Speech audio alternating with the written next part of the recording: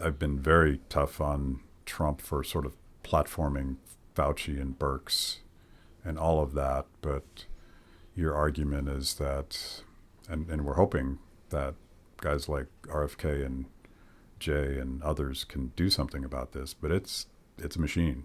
It's a machine. So, and I'm not trying to be critical or anything. I'm just saying that you're coming at it more from a political perspective. And I think the political perspective, my book is completely apolitical for a reason, because it's not a political issue. And when we make it a political issue, we actually allow the system to continue operating because we think that, oh, now we have Trump. Now we're okay. We're not okay. Yeah. And, oh, Biden was the bad guy, Fauci was the bad guy, Birx was the bad guy, whatever. No, they were just representing the system. They were the public-facing, and people that were put in front of us in order to say, yes, these are the people who are running it. They were not running it at all. Trump, when you say that he platformed Fauci and Birx, he was completely subordinate to Birx. Fauci straddles both the public health and the biodefense worlds. So he was completely subordinate to them, as was whatever you want to call Biden or the political appointees under Biden, as are Trump and the political appointees under Trump. It's the same thing. And it's very dangerous to point fingers, I think, at one administration or the other, because then we are not on our guard. And we miss the big picture of what's happening, who's really in control, what are these global conglomerates doing through the Biden administration, and what are they doing through the Trump administration. And they're doing the same thing. They're trying to get more control. The surveillance companies are really increasing right now in their ability to gather data on all of us and to control what's going on. And it's the same companies that were in control during COVID. And it's the same companies that were in control in the first Trump administration. So there's really a continuum running through. And so I think the main, if there's one thing that I could hope that people take away from my book, it's that it is not political.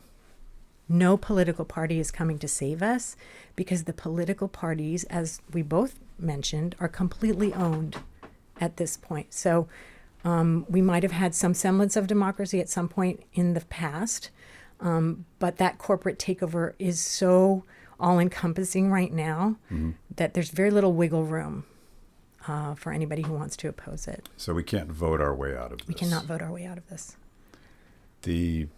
What is the alternative? First, understanding what is happening. Yeah. So this is why people call me black-pilled, and I actually own that, and I am proud of it, because I think that black-pilled is the new red-pilled. There's only two pills in the matrix. You're either in the matrix, and your body is being used for its energy while your mind is being told that you're doing other things, or you're outside the matrix, and you're struggling and fighting, and it sucks. Being outside of the matrix, that's being red-pilled. There's no in-between. And so right now, being black-pilled is being outside the matrix and saying, it's not going to help if you go back and lie in that warm bath and give your body and your energy to the system. You're losing the narrative. And so as a black-pilled person, who I think is just the new red-pilled, I would say the first thing is we have to know what's happening, which is what hopefully my book, in a nonpartisan way, in a non-confrontational way. I don't have political arguments with people, because I just don't think that that's where the real, power and where the real control lies. And so it's getting together and saying, okay, we are all libertarians now, right? Because the libertarians kind of lost it during COVID. We're all libertarians now, and we all think that the corporate control and the government control, when they get together, are bad, and that's what's happened, regardless of the party. And so when we recognize that, we can say, okay, first of all, we're not going to participate in the sense that, yes, sure, we can vote. It's going to change some superficial things, which we may or may not like, depending on whatever leanings we have. But let's try to, first of all, know what's happening and resist it.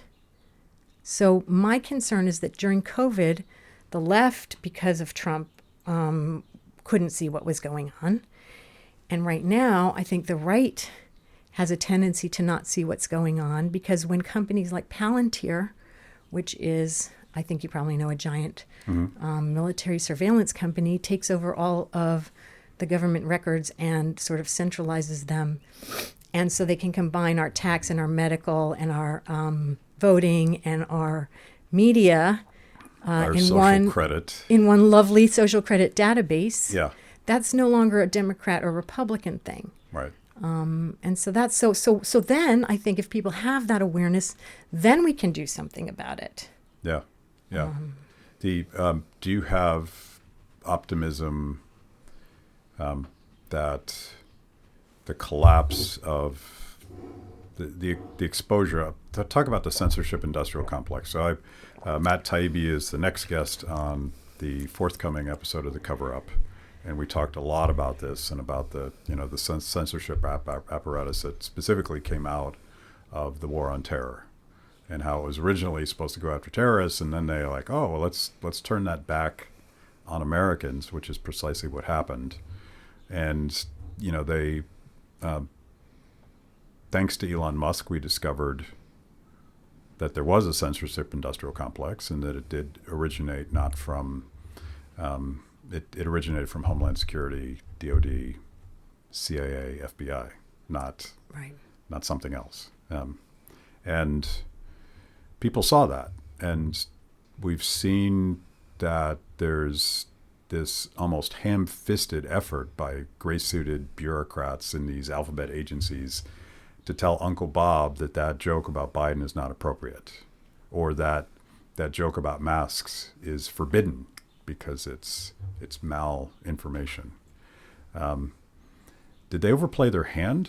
And had they unleashed an ability for, one, people's skepticism of any official narrative, and two, alternative platforms? You mentioned Robert Malone, but we could mention thousands of people, almost everyone at Brownstone, where you've done a lot of your work.